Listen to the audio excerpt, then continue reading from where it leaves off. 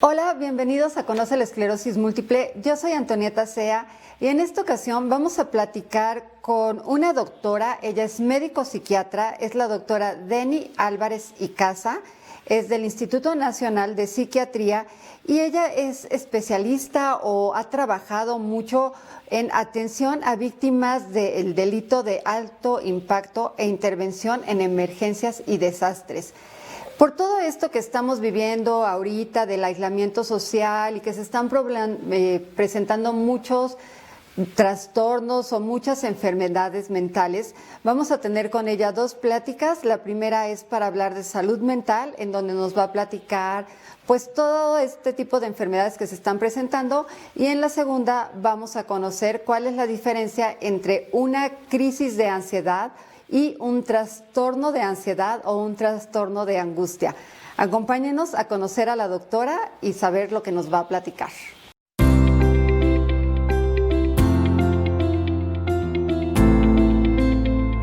Bienvenida, doctora. Muchas gracias por acompañarnos. No, gracias a ustedes por la invitación. Creo que es un tema interesante y relevante del que hay que hablar y hay que difundir información para la población en general. Así es, doctora. Y ahorita está muy en boga que todo el mundo habla de la salud mental. Siempre tenemos muy ubicado que tenemos que cuidar nuestro cuerpo, o a lo mejor la salud, vas con el dentista, la salud dental, la salud del cuerpo. Pero, ¿qué es la salud mental? O sea, ¿cómo identificamos que tenemos que cuidar nuestra salud mental? Bueno, la salud mental, de hecho, es un concepto amplio, ¿sí?, que se refiere a que hay un estado de bienestar. Este estado de bienestar tiene que estar relacionado no solamente con la parte que tiene que ver con nuestras emociones o nuestras funciones cognitivas o nuestras acciones, sino también es un bienestar que llega a algo que podemos llamar psicosocial, es decir, nuestra forma de relacionarnos con otros, ¿no?, y lo que tiene que ver con nuestros entornos más íntimos, incluso comunitarios, ¿no? Entonces, es importante entender que la salud mental no se restringe, ¿no?, nada más a la parte que se cree que son como, por ejemplo, pues síntomas, ¿no?, muy particulares como ansiedad, sino que es un bienestar, ¿no?, muchísimo más amplio, y lo que implica es que esa persona puede desarrollar su máximo potencial. Y es decir, el bienestar al final lo que permite es que un ser humano alcance su máximo potencial. Y bueno, eso es en términos generales, ¿no?, lo que podemos decir que es la salud mental. Entonces implica en realidad pues toda una gama, ¿no?, de aspectos biopsicosociales. Si no tenemos como que encasillar salud mental con una enfermedad mental, no sé, estoy pensando esquizofrenia o algo así. O sea, es para No, todos. claro, y como digo, es un estado de bienestar, ¿no?, que incluye no solo la parte que pudiéramos llamar de estos síntomas de salud que tienen un aspecto más biológico, sino también involucra estos otros aspectos que serían psicosociales, ¿sí? En este sentido, entonces, ¿cuáles son los problemas mentales o de salud mental que puede padecer toda la población, sobre todo en estos momentos que hemos estado en un confinamiento, que estás escuchando todo el tiempo continuamente, pues noticias malas y todo eso? ¿Cuáles serían los problemas que se presentan en la población en general? Bien, aquí hay que entender que en la población vamos a tener una amplia gama de respuestas diferentes, ¿no? Y estas distintas respuestas van a tener que ver con muchísimos factores, tanto del individuo, ¿no?, que podemos hablar incluso de su genética, de su salud mental previa, ¿no?, de su historia, y también con el ambiente o alguna serie de circunstancias que se presentan, por ejemplo, durante esta emergencia sanitaria particularmente. Si es una persona que enfermó, si es una persona, ¿no?, que está en cuarentena específicamente debido, ¿no?, a una infección suya o de un familiar, si ha perdido, ¿no?, a alguien a lo largo de esta emergencia sanitaria. Y obviamente el entorno de apoyo social que tenga, ¿no? No es lo mismo una persona que vive en un ambiente de violencia, ¿sí?, a una persona que vive en un ambiente donde hay apoyo, ¿no?, contención. Entonces, la mayor parte de las personas ante estas situaciones desarrollan algo que se llaman síntomas adaptativos. Son síntomas esperables, son síntomas que se dice que son reacciones normales ante una situación anormal, ¿no? Es decir, es esperable que una persona pueda sentir algo de ansiedad, puede haber algunas reacciones fisiológicas, ¿sí? Tensión, o insomnio, ¿sí? Algunos síntomas físicos, puede haber de repente tristeza, ¿no? Ante la incertidumbre, pero cuando son síntomas adaptativos, lo que nosotros vemos es que en el curso del tiempo la persona se adapta justamente a la situación y estos síntomas tienden a disminuir o desaparecer y que no le causan verdaderamente un problema para su funcionamiento, es decir, puede seguir haciendo, ¿no? Sus actividades. Esta es la gran mayoría de la población. Y vamos a hablar de cerca del 80-90% en emergencias y desastres va a reaccionar así. Tenemos un siguiente nivel, es cuando las personas ya presentan síntomas moderados. Estos síntomas moderados, es decir, van escalando, ¿sí? Estas otras manifestaciones y de hecho ya se puede instalar como tal algo que llamaríamos un trastorno mental. Puede ser de distinta índole, puede haber trastornos hacia la parte depresiva o hacia la parte ansiosa o otras, ¿no? Que no vamos a tratar aquí, pero que también son trastornos mentales. Ahí también empiezan a aparecer cosas importantes porque la persona ya tiene o en su ambiente empiezan a haber ciertas disfunciones, ¿no? Entonces ya podemos ver que hay mayores conflictos, que aumenta la violencia, ¿sí? Entonces empiezan a manifestar cambios en el ambiente psicosocial. Y finalmente tenemos el menor espectro, ¿sí? Del porcentaje menor, que sí son personas que van a desarrollar trastornos moderados a graves, en los cuales ya va a ser necesario una intervención especializada. A diferencia de estos otros, ¿sí? Muchas veces pueden ser actividades o intervenciones psicosociales o intervenciones por individuos dedicados a la salud mental, pero no especialistas. Este grupo más pequeño son personas que desarrollan trastornos mentales por la emergencia o muchas veces personas que ya tenían, ¿no? Un trastorno mental y que se exacerba, digamos, a lo largo de la situación. Entonces, digamos que los síntomas adaptativos y los síntomas moderados no son como tal una enfermedad, sino en cambio los trastornos moderados o graves ya podrían considerarse como una enfermedad que necesita pues un tratamiento y todo. No, los trastornos, a ver, los trastornos moderados, leves moderados, ¿sí me explico? Como esos que están en medio, la gravedad que tiene implica que pueden ser tratados, por ejemplo, todavía por un médico general con o sea, que esté capacitado para diagnosticar trastornos mentales y tratar trastornos mentales leves. Puede ser tratado, por ejemplo, pues por un psicólogo que tenga herramientas muy básicas para una intervención recomendada, por ejemplo, en ciertas situaciones cognitivo-conductual. Puede muchas veces tratarse de forma grupal, ¿no? Es decir, ahí encontramos tanto alteraciones psicosociales, ¿no? Por ejemplo, mujeres violentadas, como esta otra gama de trastornos mentales que todavía pueden ser tratados por no especialistas, ¿sí? En áreas de salud mental.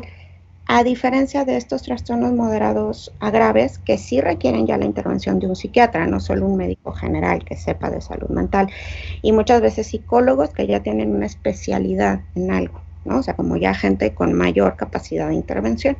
Eso sería como la diferencia. Ok, no sé si nos pueda decir como algunos nombres para poner, o sea, para tenerlo más claro cuáles son estos trastornos. No sé si ya aquí entren la ansiedad, la depresión, estas cosas entran aquí en estos trastornos. Sí, cuando hablamos ya de los trastornos leves o moderados, ya podemos empezar a ver, por ejemplo, un trastorno depresivo mayor, como tal, de intensidad leve moderada. Podemos empezar a ver trastorno por estrés postraumático, ¿sí? Esto tarda un poco más en desarrollarse, ¿sí? Y generalmente por eso ya es un trastorno, porque pasa de esta fase adaptativa, ¿no? O sea, que los síntomas no remiten y continúan, ¿no? Podemos empezar a ver cambios en el consumo de sustancias, por ejemplo, las personas pueden aumentar su consumo de sustancia, o personas que empiezan a desarrollar un trastorno de ansiedad como tal, ¿no? Es decir, la ansiedad ya se vuelve constante, continua e incapacitante, ¿sí? Esos serían ejemplos, y bueno, cuando pasamos a la fase, digamos, ya de intensidad mayor, bueno, lo que ocurre es que estos mismos trastornos pueden alcanzar una mayor intensidad o puede haber otros que de entrada son incapacitantes, como la psicosis, por ejemplo, ¿no? Okay. Y es identificado, o algunas otras, ¿no? Situaciones de salud mental que ya tienen una magnitud mayor y requieren generalmente una persona con mayor entrenamiento. Ok. Doctora, ¿cómo podemos darnos cuenta si estamos teniendo algún problema mental? ¿O nuestra familia o tu entorno? ¿O quién es quien puede identificar que algo no está bien? Pues habría tres cosas que hay que ver, ¿no? Principalmente. Una es la funcionalidad. O sea, hablamos de que gran parte de los trastornos mentales finalmente tienen que ver con funcionalidad, porque una persona puede tener síntomas o molestias, pero si mantiene un funcionamiento adecuado, ¿no? Funcionamiento amplio, ¿no? Me refiero justamente en esta esfera social, ¿no? Bueno, podemos decir esos síntomas están ahí, pero en realidad no están ocasionando, ¿no? Que esa persona cambie su funcionamiento. Otra cosa importante es el bienestar o la sensación, la percepción de sufrimiento, ¿sí? Que la gente tiene respecto a estos síntomas. A eso también le damos mucho peso, ¿no? Cuando la persona percibe o siente que estos síntomas están alcanzando una magnitud tal que realmente lo agobian, ¿sí? O lo llevan a un estado de sufrimiento o malestar importante. Y bueno, finalmente hay que ver la evolución. Y como digo, muchas veces estos síntomas están, pero si uno ve los cambios en el tiempo, bueno, o no son constantes o son fluctuantes, ¿sí? O no ocupan la mayor parte del tiempo, o van mejorando, ¿no? Que eso es algo muy importante en las reacciones adaptativas, ¿no? Es decir, vemos que con el curso de los días y las semanas esto va cambiando. En los trastornos mentales no es así, ¿no? Los síntomas se vuelven continuos, constantes, empiezan a ser incapacitantes, generan en el individuo un sufrimiento, ¿no? Importante, ¿sí? Una disfunción importante, y esto lo ven los demás. Ahí ya tendríamos que pensar si es un trastorno mental. Ok. Entonces, ahorita todo esto que muchísimas personas están presentando como problemas de sueño o cambios en la alimentación, que también puede ser porque si estás más tiempo en tu casa, todos los horarios se mueven, eso no tendría tanta, bueno, sí tiene importancia, pero no habría que buscar tan pronto ayuda. A ver, aquí lo importante es conocer, ¿sí? Cuáles son los síntomas, qué se puede hacer ante estos síntomas, pero también saber justo esto, en qué momento habría que consultar a un especialista. Para que nos diga si esas reacciones ya alcanzaron una magnitud tal que se requiera una intervención, y saber que si se deja transcurrir, pues generalmente empeora y cada vez la intervención justo pues va a ser de mayor magnitud, ¿no? Entonces, pues al principio con estas reacciones adaptativas, pues lo que se ha recomendado es eso, que las personas cuiden sus hábitos, ¿no? O sea, realmente intentar mantener una cierta rutina, a pesar de que puede ser difícil, ¿no? Incluyendo justo esto de hábitos de alimentación y de sueño. Se recomienda muchísimo el uso de algunas técnicas de relajación, ¿no? Como relajación muscular o mindfulness, ¿sí? Para que la persona pueda bajar estos niveles de estrés. Se recomienda que la gente se mantenga constantemente en contacto social, aunque sea a distancia, digamos, contactos sociales no implica estar cara a cara, ¿no? Implica la interacción. Y bueno, algunas otras cosas importantes con el ambiente, ¿no? Familiar, que esto quiere decir, pues claro, que si una persona está en un ambiente de conflicto, pues lo recomendable es que esa persona busque ayuda, ¿no? No permanezca en situación de violencia porque se va a complicar, ¿me explico? Y si la gente sabe, ¿no? Que si esto cambia y que si se agrava y que si, ¿no? Entonces lo ideal es eso, que ellos sepan que esto ya pudiera ser un trastorno mental y busquen ayuda. Pero la gran mayoría, digamos, con estas medidas puede no evolucionar a un trastorno mental. Sí lo hace. El problema, claro, es ese. Si la persona no hace las cosas que le pueden ayudar, ¿no? A confrontar estas reacciones adaptativas, pues es más probable que evolucione, ¿no? Claro.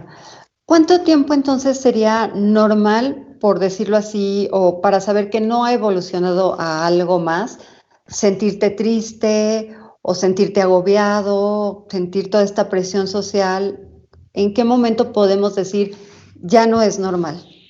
Por ejemplo, a ver, cuando es un evento único o marcado por un sismo, vamos a ponerlo así, es mucho más sencillo, ¿no? Porque tenemos el evento y la evolución, ¿no? Entonces, ahí, bueno, sí hay gente que va a decir estrés postraumático después de un mes. La gente que trabaja, ¿no? Específicamente en el área humanitaria no está de acuerdo con este criterio del DSM y dice que hay que dar más tiempo, ¿sí? Porque todavía es adaptativo.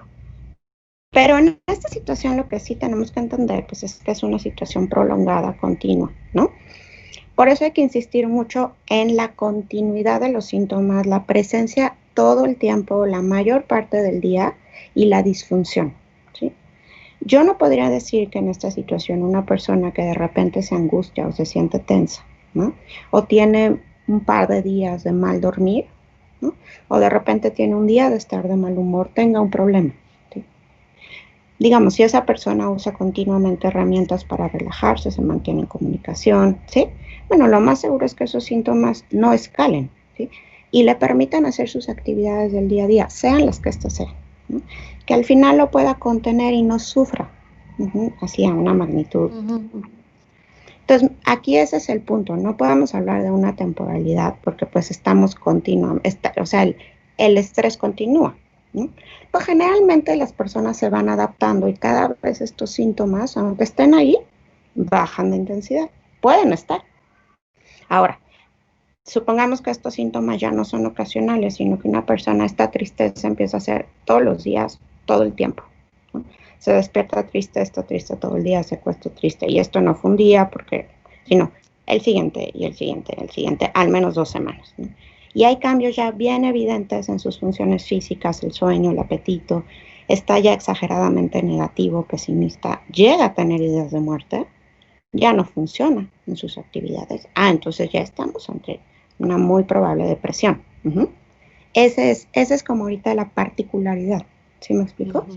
Tiene más bien que ver con eso, la continuidad, la intensidad, el funcionamiento, ¿no? En eso es en lo que tendríamos que fijarnos. Y una vez que identificas que sí ya hay algo que tienes que, pues que buscar ayuda ya con un especialista, ¿no? Que ya no te puede echar la mano el amigo nada más escuchando tus problemas, ¿en dónde es recomendable buscar ayuda? A ver, ahorita hay algunos sistemas de atención a distancia, ¿no? Todo va a depender obviamente del contexto donde se encuentra esta persona y de la gravedad de los síntomas, ¿no? Por el momento continúan activas algunas líneas de emergencia, ¿sí? Podemos hablar, por ejemplo, ahorita de la línea de la vida, que sigue apoyada por diferentes asociaciones que tienen capacidad de dar respuesta, ¿sí? Es decir, hacer una breve evaluación y ver si estas personas requieren una atención, ¿no? Está también la línea que da atención en la UNAM, en la Facultad de Psicología, por ejemplo. Yo podría recomendar eso. Hay también, les digo, algunos otros grupos o asociaciones que afortunadamente están trabajando vinculados en este momento entre sí, ¿no? Entonces existe esta capacidad de referencia, ¿no? Esta, por ejemplo, FENAPSIME, ¿no? Que es la Federación de Psicólogos. Sí hay líneas de atención, ¿no? En este momento está el programa Estoy Contigo, ¿sí? El programa Estoy Contigo tiene fortalezas importantes porque está finalmente compuesto por voluntarios, ¿sí? Que tienen un perfil mixto, ¿no? Por un lado está un grupo de psiquiatras que justo permiten dar esta atención, ¿no? Y está también un grupo de psicólogos con mucha experiencia clínica. Entonces es un grupo, digamos, creo que con esa fortaleza pueden llamar, ¿no? A esta línea de Estoy Contigo y bueno, ahí entrarán en contacto con un especialista en salud mental que podrá orientar, podrá atender y podrá también detectar si es necesario una atención, ¿no? En un siguiente nivel. ¿Siempre estos trastornos se tienen que tratar con medicamentos y aparte terapia o algunos solo salen con terapia o cómo es el tratamiento? Todo depende, no hay una regla. Hay algunos, por ejemplo, a ver, el estrés postraumático, todas las guías clínicas hoy hablan que el primer abordaje debe ser terapéutico. Sin embargo, con que nos encontramos. Primero, hay veces que no hay especialistas para dar tratamiento, y aquí sí quiero decirlo, si uno no sabe hacer tratamiento de estrés postraumático puede generar más daño que bien, ¿no? Entonces, si no está disponible una persona con conocimientos mínimos básicos de cómo hacerlo, bueno, entonces se opta por el medicamento, ¿sí? Que también funciona muy bien. La combinación es, digamos, ideal, ¿sí? Pero en el estrés postraumático siempre se dice, bueno, vamos a pasar por una etapa en la cual si se trabaja bien terapéuticamente se le da, ¿no?, prioridad a este tratamiento, y si no hay mejoría o no hay la posibilidad de hacer como digamos, tratamiento combinado porque el paciente no tiene acceso, ¿no?, a una terapia, pues entonces se pasa a la parte farmacológica, ¿no? Eso es, por ejemplo, ¿no? Pero ahora también los psiquiatras tenemos la posibilidad de ver la gravedad del cuadro, ¿no? La presencia de otras comorbilidades, por ejemplo, una depresión, ¿no?, la presencia de datos que ya nos indican alarma, como ideas de muerte. Entonces, no hay una regla, ¿no?, específica. Hay, por otro lado, está el grupo de trastornos que definitivamente sí o sí requieren medicación, como la psicosis, ¿no? Realmente es difícil dar una respuesta, digamos, única, porque hay muchos factores que influyen, en definitiva, para la elección del tratamiento más adecuado. Claro, ¿no? Y sea cual sea el tratamiento o el medicamento, si lo necesitas o no, tiene que estar forzosamente recetado por un especialista que sepa, y más si eres un paciente que llevas otros medicamentos, te lo tienen que, ¿no? Ajá, ver que no intervenga con algún otro de los medicamentos que tomas. Sí, y aquí, bueno, creo que eso, nuevamente vuelvo al punto, si son personas que ya toman un tratamiento, ahora se está dando algo que es consejería, ¿no? Consejería psiquiátrica. Entonces, bueno, existe la posibilidad, por ejemplo, de buscar, ¿no? Les digo, en el grupo de Estoy Contigo Consejería, ¿sí? Puede también buscarse consejería, está la línea del Hospital Fray Bernardino, es otro sitio donde están dando consejería, ¿no? Y para niños también en el Juan N. Navarro. Esto es específicamente para personas que ya tienen un padecimiento, el Fray y el Juan N. Navarro. Y en Estoy Contigo, claro que pueden evaluarse pacientes o gente que tenga dudas y requiera algún cambio en su medicación, ¿sí? O también personas que de primera vez requieran una evaluación. Sí quisiera hacer un énfasis en esto que dijiste sobre el uso de la automedicación. A mí me preocupa muchísimo. Varios casos que yo he visto son personas que llegan en un estado ya de sufrimiento, pero que empezaron a utilizar de manera, digamos, por decisión propia, por consejo de alguien más, medicamentos como benzodiazepinas, el famoso Tafil, Ribotril, ¿no?, diazepam. Y lamentablemente estos medicamentos no solo no resuelven el problema, sino muchas veces lo agravan, ¿no? Entonces llegan ya, además del problema, con la complicación de uso de este medicamento. Es muy importante que la gente no se autorrecete benzodiazepinas. No son el remedio y no son la solución a este tipo de síntomas ni de padecimientos. Sí, no autorrecetarte nada. Igual las cosas naturistas, luego por mucho que te digan es que esto es naturista, pues no, mejor siempre preguntar al especialista si lo puedes tomar o no. Pues yo diría aquí esto, finalmente pues los medicamentos vienen de plantas muchas veces o compuestos que son como las plantas. Esta idea como un poco mágica de que las plantas no, los peores venenos en la naturaleza son, ¿no? Se extraen naturales. Entonces sí es cierto que incluso algunas cosas naturistas pues tienen sus riesgos, ¿no? O sea, si son hierbas que actúan sobre el sistema nervioso central, creer que no pasa nada si uno se las toma a su libre albedrío, pues no es cierto, ¿no? Sí, hay que tener mucho cuidado con todo eso. Sí, hay que tener conocimiento. Claro, y como le digo, siempre buscar al especialista que es quien la mejor consejo te puede dar. Así es. Vamos a dejar aquí los datos de la línea Estoy Contigo, que ahí sabemos que es un programa que cuenta con gente especializada, y algo muy importante, decir que es gratuito, ¿no? Y está disponible en toda la República. De cualquier lado pueden llamar, no tiene ningún costo, y tienes la seguridad de que quien te contesta está respaldado por un grupo de especialistas. Sí, y esta fortaleza de que tienen, ¿no?, ambos componentes, tanto, psicólogos, psicoanalistas con muchísima experiencia, como psiquiatras, ¿no?, que también podrían resolver ¿no? Situaciones o emergencias. Muchos de los psiquiatras, como yo, también con experiencia en el tratamiento terapéutico, ¿no? Específicamente de algunas circunstancias. Entonces sí creo que es una muy buena opción, ¿no? Para dar en este momento ayuda y atención a la población.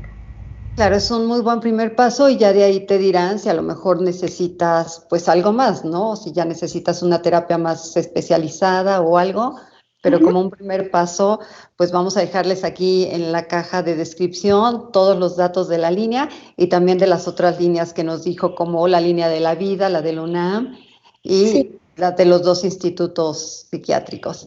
así es. Doctora, ¿qué le parece que dejemos esta plática que ya nos habló mucho más de lo que es salud mental en general? Y para la próxima semana hablamos en específico de las crisis de ansiedad, que es un problema que ahorita se está presentando muchísimo. Sí, claro que sí. ¿Sí? Así Bueno, es. Bueno, gracias. gracias por Pues la les invitación. recuerdo, les recuerdo que nos sigan en las redes sociales, en Facebook, en Twitter, y que se suscriban aquí al canal. Y seguimos la próxima semana platicando con la doctora. Gracias.